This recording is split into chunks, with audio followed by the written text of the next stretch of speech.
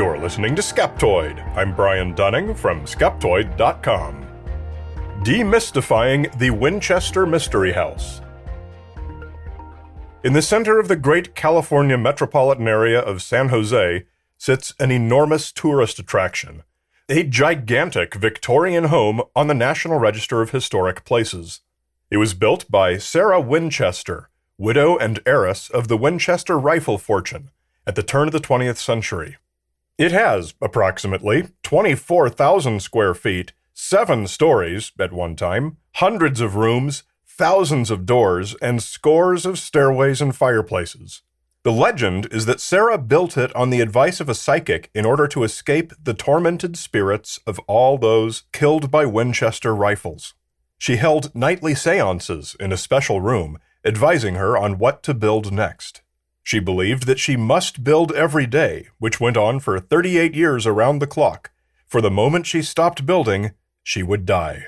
As a result, the whole house is a crazy jumble of doors and windows and corridors and stairways to nowhere, twisted passages, and hidden chambers. It is the result of a tragic obsession and devotion to the supernatural combined with endless money. This, anyway, is the legend as you may have heard it. In today's episode, I'm going to make the point, which has been ably made before, that virtually everything that you might know about the Winchester Mystery House is wrong. But more importantly, that a much more valuable and uplifting true story is being tragically obscured and lost. To start with, let's take one of the less important bits of misinformation about the house, having to do with the fact that many of its literal thousands of windows are elaborately stained glass. Tour guides and house legend will tell you they were made by Tiffany & Company in New York. Architectural historians, however, have never bought that because they are nothing like anything Tiffany ever produced. Working with caretakers and historians at least 2 other notable homes with similar glass windows, one in Canada and another in Oakland, California, researchers in recent years zeroed in on John Mallon, a great San Francisco glass artist of the late 19th century. They found more close matches with some known Mallon windows in great mansions throughout California. In 2019, Winchester staff was warming to this identification when, quite fortuitously, some renovators opened up a wall in the house, something rarely done. And what should come tumbling out but an envelope from Mallon's Glass Company, the Pacific American decorative company in San Francisco. The envelope had been opened and was empty, but its postmark from July 1894 was still there. The mystery of the windows was conclusively solved, and one bit of Winchester misinformation was corrected. I wanted to open with that little story because it perfectly encapsulates what we're going to do today. We're going to, figuratively, pull off the facade of this house, and of the enigmatic Sarah Winchester. And inside, we're going to find the truth of who she was, what was the deal with this gigantic house, and finally, why she really built it. And to start with, we're going to change Sarah's name. Sarah was indeed her real name, but it was also the name of her deceased older sister. When her paternal grandmother, Sally, passed away shortly before Sarah was born, the family immediately nicknamed her Sally, and that was the name she went by her entire life. She even became Aunt Sally, as she often lived with her young niece. Nobody ever called her Sarah. Her biographer, Mary Jo Ignoffo, stated that for the purpose of the biography, she would refer to her by her legal name, Sarah. But I'm going to do the opposite. I'm going to call her the name she went by, because that's who she was. And that sort of raw honesty is in keeping with stripping away the things she wasn't, that have been gilded onto her so unceremoniously since her death. Her story in brief is that her multimillionaire husband, William Winchester, died of tuberculosis in 1881, leaving her over $20 million and a lifetime mid-6-figure dividend income, a staggering amount of wealth. They lived in Boston at the time, and it was then that the legend's pivotal event took place. The new widow visited a Boston psychic named Adam Coons, who told her the Winchester family was cursed by the spirits of all those killed with Winchester rifles, and the only way to keep the spirits at bay was to build a house and never stop, for if the hammers ever went idle, on that day she would die. This prophecy defined the rest of her life. She moved to the West Coast and bought a modest farmhouse under construction, along with its surrounding acres of farmland. She renamed it Yanada Villa, a pet name of her own, and set to work. Now, some of that's true, some of that is not. As the house has been a commercially operated tourist attraction ever since her death, a lot more money has been poured into promoting the freaky legend than into any factual research.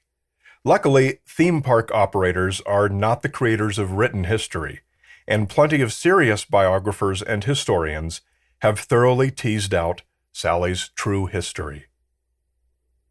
Ignafo's biography of Sally is the 2010 Captive of the Labyrinth. She found that Sally moved west not on the advice of any psychic, but simply for new horizons following the death of her husband. California's agreeable climate and countless opportunities for investment sealed the deal. As the wealthiest member of her family, Sally's original plan for Yanada Villa was to expand the farmhouse to make it large enough for all her extended family to live together under one roof. This never worked out, as all her sisters had their own issues and lives, and some never even visited, though her youngest, Estelle, did stay with her for a few weeks until she died. It turns out that the visit to the Boston psychic Adam Coons is a fictional invention of author Susie Smith from her 1967 book Prominent American Ghosts, in which she creatively expanded upon the existing mythology of Sally's alleged obsession with ghosts. More on that later. Ignafo found that researchers had failed to turn up evidence that any psychic named Adam Coons, or any variation, had ever existed in or around Boston. That no printed mention of this incident existed before 1967, and only then in a book about ghosts, is a pretty good indicator that it's pure fiction. No contemporary accounts at all record any visits by Sally to psychics, or even any interest in the subject. While construction was underway, Sally continued the large-scale philanthropy she'd begun in Boston. This included hundreds of thousands of dollars to Yale University, and later nearly $1 million to hospitals for tuberculosis research. She was also a singularly successful property investor in an era when few women did so. She purchased many properties throughout the Bay Area, both residential and agricultural, and operated them profitably. She divided her time among some 5 homes. She hired countless workers, invested more and more, and nearly always came out ahead. But Yanada Villa was her pet project. She enjoyed being her own architect, but not being trained and having more ideas than experience, the construction was often a patchwork of remodels and changes and architectural kludges. The reason the house has one stairway to nowhere, just the one, and one door that opens onto nothing, again, just the one, is nothing more than constant changes of plan during design and construction. She hated wasted space, and any accidental gap became an oddball cubby or closet, even if impractically small. Public relations never worked in Sally's favor. She was extremely private, if not reclusive, and much of her philanthropy was anonymous and thus unappreciated by others. The local press in San Jose was particularly unkind. Her enormous house was regarded as a wasteful extravagance, rubbed in the face of a struggling population by a snobby Eastern millionaire. An 1895 newspaper article, "Strange Story, A Woman Who Thinks She'll Die When Her House is Built," was the original source of many of the disparaging stories about her. Suddenly she was a weirdo with bizarre obsessions. Author Colin Dickey, in his wonderfully researched book Ghostland, wrote, "She was the 1%, and the city resented her for it, and so it punished her through gossip and myth."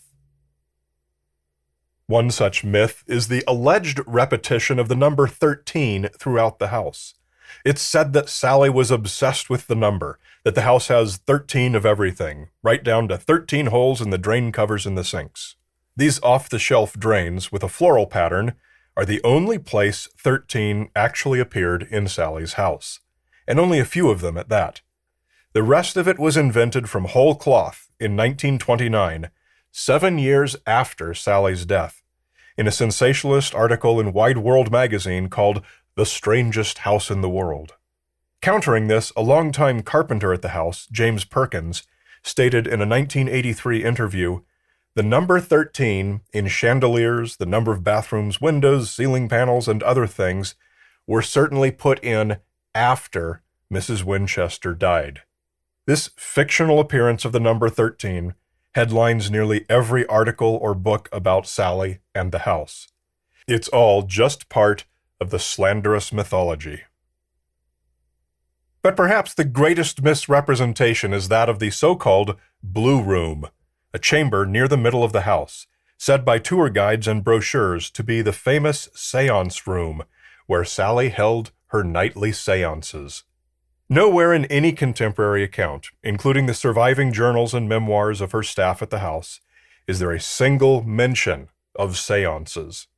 Ignafo probed this question deeply, and though there was a fledgling community of spiritualists in San Jose, she could find no connection to Sally, and no evidence that Sally ever had the slightest interest in spiritualism or seances. As for the Blue Room, it is well established to have been the private office of Yanada Villa's longtime head gardener, Tommy Nishihara. Let us close with the real reason Sally built Yanada Villa. Nearly 30 years after her death, a master's student in history at San Jose State University, Bruce Spoon, wanted to answer this question.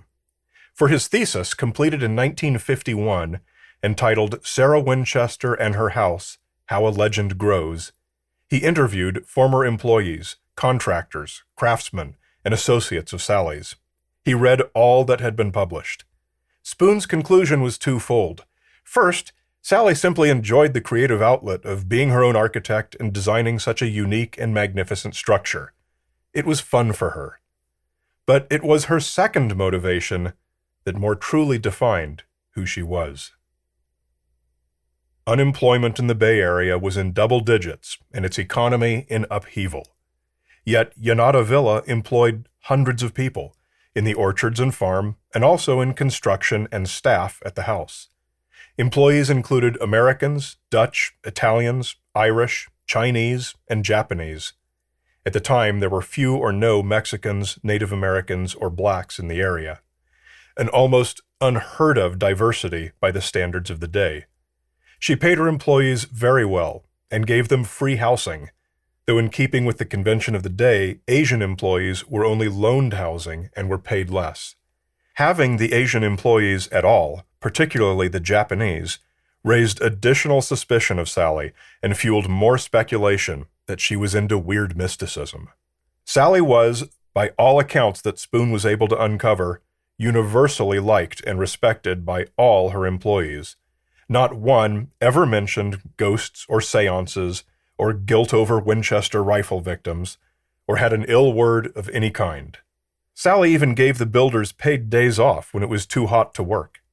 Having plenty in a time and place where poverty was the rule, Sally Winchester, already the nation's greatest female philanthropist, employed hundreds to build a house she did not need. She simply wanted to keep as many people employed as she could. It didn't even matter what they built. If she had a fancy for a new wing, indulging it fed scores of families.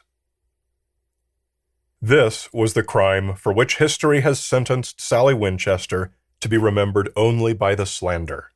The tour guides and popular articles rarely speak of the shrewd investor, the generous employer, or her prodigious philanthropy.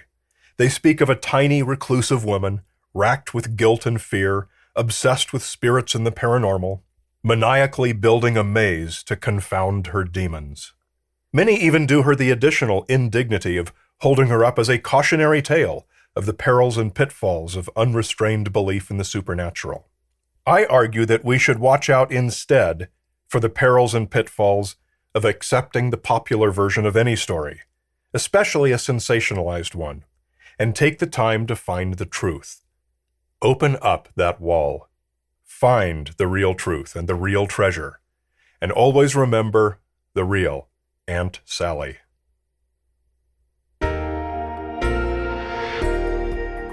A great big skeptical shout-out to Skeptoid Premium members Maricopa Jeff, Denny Lindhorst, Noah, a skeptic in Savannah, Georgia, and Corporal Sam, son of a skeptical cop. Premium members get to listen ad-free. Just come to Skeptoid.com and click Go Premium. Did you know you can have Skeptoid come to you? I do lots of live shows at meetup clubs, university groups, and conferences. I can show one of our movies like Science Friction, do a live podcast, or just give one of my popular presentations. For more information, come to Skeptoid.com and click on Live Shows.